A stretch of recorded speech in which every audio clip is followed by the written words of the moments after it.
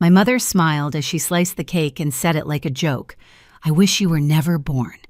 Everyone laughed except me. I didn't argue. I just smiled back and whispered, "You'll regret saying that." That night, I made a decision no one saw coming. 2 months later, their dinner table sat untouched. Their calls went unanswered, and the one person they'd spent years ignoring became the ghost they couldn't stop talking about. You think silence means surrender? Not this time. Because what I did next turned that wish into something they'd never forget. When people ask what kind of family I come from, I never know where to start. On paper, we look perfect. A big house on Maple Drive, family photos and matching sweaters and holiday cards that made us look close enough to be enviable. But if you looked closely, if you sat at our table for even 5 minutes, you'd feel it. The quiet hierarchy, the invisible ranking that placed me last without anyone needing to say it aloud. Jessica, my older sister, the golden child, flawless grades, flawless career, flawless smile. Amanda, the youngest, the creative one, always messy, but adored for it. And me, Layla, the middle child, the peacekeeper, the listener, the one who filled the space between their noise. I was the family's emotional janitor, quietly cleaning up after every argument, making sure no one broke completely. Our house smelled like lemon polish and control. Mom ran it like a stage manager, dinners at 6 sharp compliments, flowing only in one direction. "Jessica, that dress is perfect." "Amanda, you're such an artist." Me, I was the audience applauding, forgotten, fading into the wallpaper. Even my father, gentle but distant, lived by Mom's script. When she rolled her eyes at me, he stayed silent, pretending not to notice. I used to think love meant endurance. If I kept showing up, birthdays, dinners, holidays, maybe they'd finally see me. But invisibility can become a habit. You start believing it's safer not to be seen at all. That night, the night of the wish, the house looked beautiful. Candles, lit lasagna, baking the kind of scent that should have meant comfort. But underneath, there was tension, thin humming, ready to snap. Mom had spent all day fussing over the table, adjusting napkins, polishing silver. Jessica had just been promoted to senior partner at her law firm, and this dinner was her victory parade. Amanda fluttered around, showing off paint-stained fingers and talking about her next big piece. Everyone leaned in, laughed, clinked glasses. When it was my turn to speak, I mentioned one of my students, how she'd just won a regional writing award. I'd mentored her for months, stayed late after class, helped her believe she could be more. Mom smiled politely, already turning away. "That's nice, honey. Just tell us more about that case you won." I felt it again, that quiet dismissal, the subtle shift that told me I didn't belong in their spotlight. I took another sip of wine and forced a smile, the kind that hurts your cheeks. That's when I realized my whole life I'd been fighting for a seat at their table without noticing the table was rotten underneath. Later that night, as I helped clear the plates, I watched Jessica and Amanda laugh in the kitchen, their reflections glowing against the window. Mom stood behind them, proud, radiant. I caught my own reflection beside theirs, faint, ghostly half there. And I thought maybe disappearing isn't the worst thing. Maybe it's the only way to finally be seen. The days after that dinner blurred together like static work, sleep, repeat. But something inside me had shifted. My students noticed before I did. "You okay, Ms. Lawson?" one of them asked after class, eyes wide with concern. I told her I was fine, that adults just get tired sometimes. But the truth was I wasn't tired. I was done. That night kept replaying in my head like a song. I couldn't turn off the laughter, the way Mom dabbed her mouth with her napkin after saying those words, as if she'd just commented on the weather. "I wish you were never born." It wasn't new. She'd said it before, in smaller ways.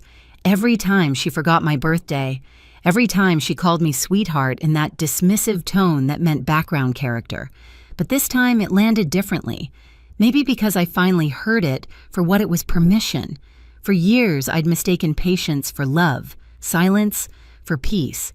But the moment she laughed, I saw the truth. My family's happiness was built on my erasure, and I had been keeping it alive by staying. I started to notice how deep that pattern ran. At school, I'd check my phone during lunch, nothing, not a text, not a call. But the family group chat buzzed constantly. Photos from Jessica's firm party, Amanda's new painting, Mom's girls' night captions that somehow never included me. I used to scroll through and feel the sting of it. Now I just stared and thought, they won't even notice when I'm gone. One Friday evening, I drove past the old house after work. Lights were on, laughter spilling through the open window. I sat there in my car engine idling, watching the silhouettes move inside. For a second, I imagined walking in like nothing happened, saying, "Hey, it's me." I brought dessert. But then I saw Mom hug Amanda, the same way she used to hug me when I was little before I learned that affection had conditions. The ache in my chest turned sharp. I drove away. At home, I opened my laptop and started typing teaching jobs in other cities. It felt impulsive, but my fingers didn't hesitate. Seattle, Portland, Denver. Each name looked like a door cracked open. The next week, I boxed up the family photos, every frame, every forced smile. I slid them into a drawer and taped it shut. My apartment looked emptier, but I could finally breathe.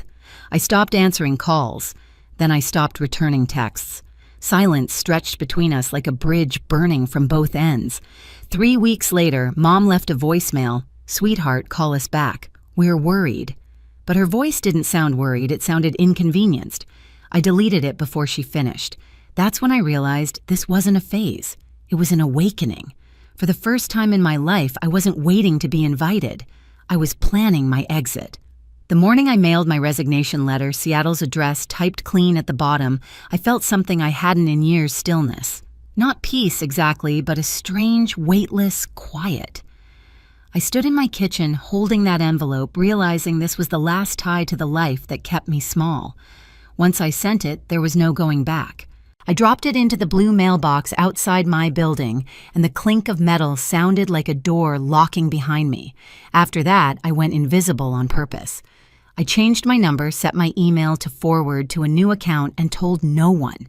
The silence that used to scare me started to feel like power. Each day I walked into my empty apartment, and instead of loneliness, I heard my own thoughts for the first time. No voices telling me what to do, no laughter at my expense, just the hum of my freedom.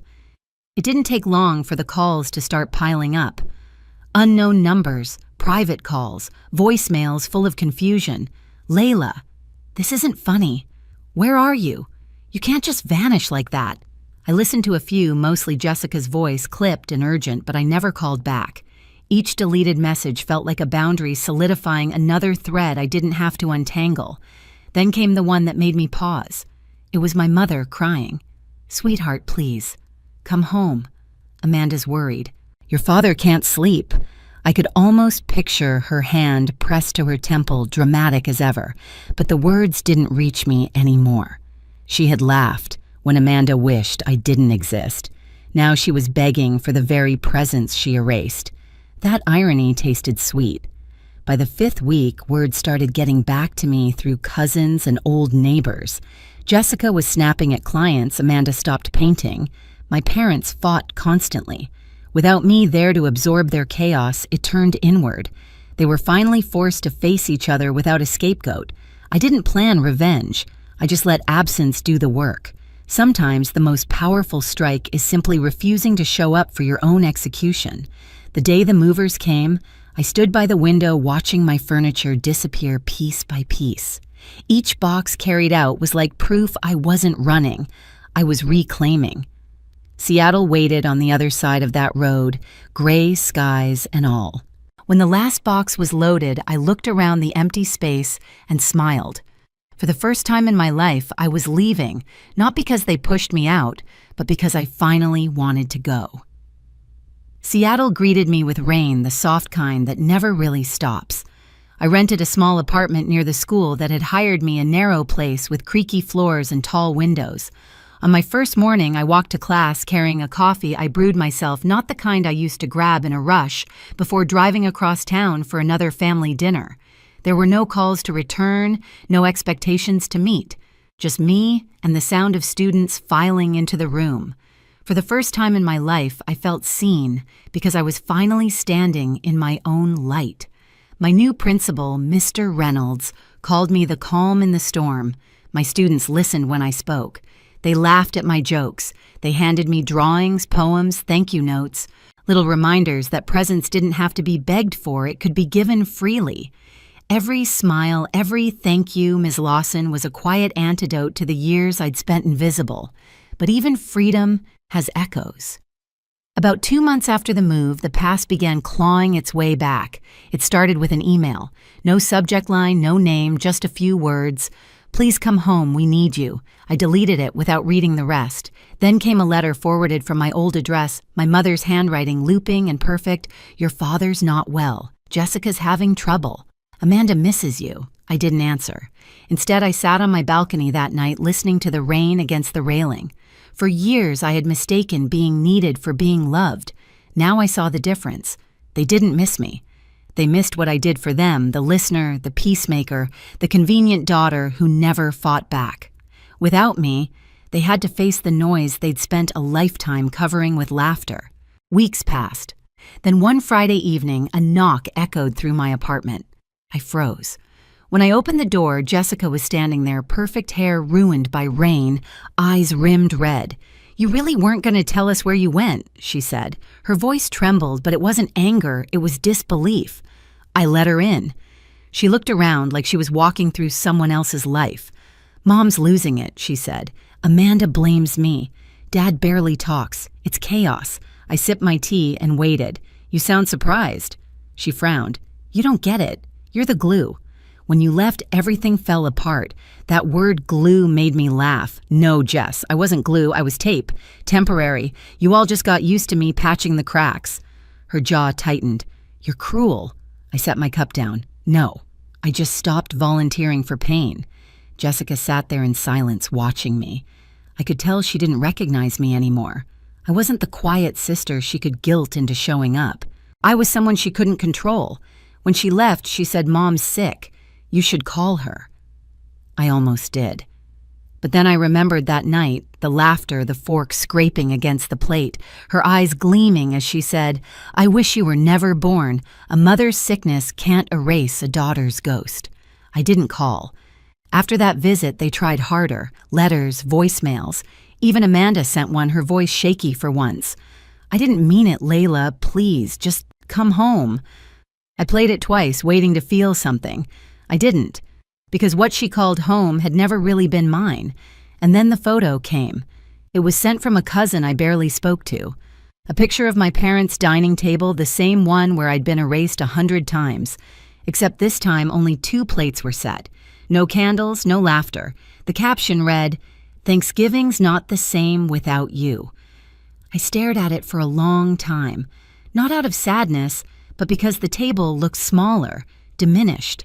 Empty in a way no decoration could fix. They'd built their happiness around my silence, and when that silence left, everything caved in.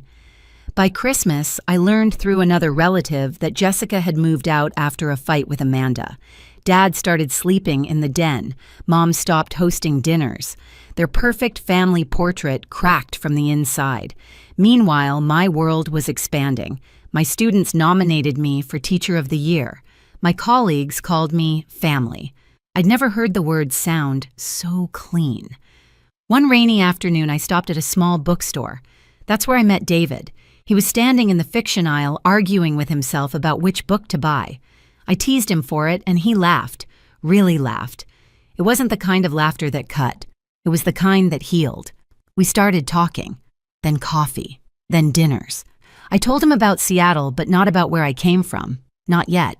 It felt like introducing a ghost into a new house. One evening, as we walked home in the drizzle, he said, "You have this quiet strength, like someone who's rebuilt herself." I smiled. "You have no idea. Months turned into a year. My life filled with warmth that didn't demand anything in return. When David proposed, it wasn't on a stage or in front of a crowd, it was in our kitchen. Barefoot, his voice shaking as he said, "Let's build something real." Our wedding was small. My coworkers came. A few close friends. No family. Not one chair reserved for ghosts. But even from across the country, the past still tried to knock. A letter arrived 2 days after our ceremony. I recognized the handwriting before I opened it, my mother's. Inside a single page, I heard you got married. I'm proud of you. I'm sorry. Come home when you're ready. I folded it once and slipped it into the drawer with the rest of her apologies. Forgiveness isn't an invitation. That night, as I danced barefoot in the living room with David, I felt something click inside me, a quiet kind of closure.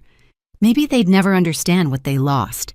Maybe that was the point. Sometimes revenge isn't fire. It's peace that refuses to return. And when peace stays long enough, it becomes something stronger than any apology freedom. Years passed quietly, the kind of peace that used to feel impossible. My mornings began with sunlight slipping through the curtains, the smell of coffee, and David humming somewhere in the kitchen. At school, students filled my days with laughter and purpose. My life wasn't grand, but it was mine, built brick by brick out of choices I made, not roles I inherited. When our daughter was born, we named her Hope. The first time I held her, she wrapped her tiny fingers around mine, and I promised her something no one ever promised me, that she would never have to earn love by disappearing. She would grow up knowing she mattered just by being herself. Sometimes I'd catch myself wondering if my parents ever really changed, if they sat in that quiet house and thought about the daughter they pushed away. I didn't hate them anymore. Hate keeps you tethered, and I was done being tied to that table. I forgave them, not for them, but for me, because forgiveness is freedom, and mine had already begun. One afternoon, I found that old letter again, folded and worn. I read it once more, then set it in the fireplace. The flame caught fast, curling the paper into light. As the ashes faded, I whispered, "Be careful what you wish for Mom." She wished I'd never been born. But the woman I became, this life, this family, this peace, was proof that sometimes being erased is exactly how you start over. If you've ever felt invisible in your own family, I know what that silence feels like. I know what it's like to smile through dinners where you're only half alive, to wonder if leaving means losing everything. But here's the truth. They only notice your absence when you finally stop begging to be seen. And when you do, the world opens in ways you never imagined. My story isn't about revenge anymore. It's about reclaiming my name, my peace, and the right to exist without apology. So if you're watching this and something in you aches, listen to that voice. Walk away if you must. Start again if you can. You're not disposable. You're just done shrinking. If this story touched you, hit like, drop a comment, and tell me where you're watching from. And remember, sometimes walking away is the loudest answer of all.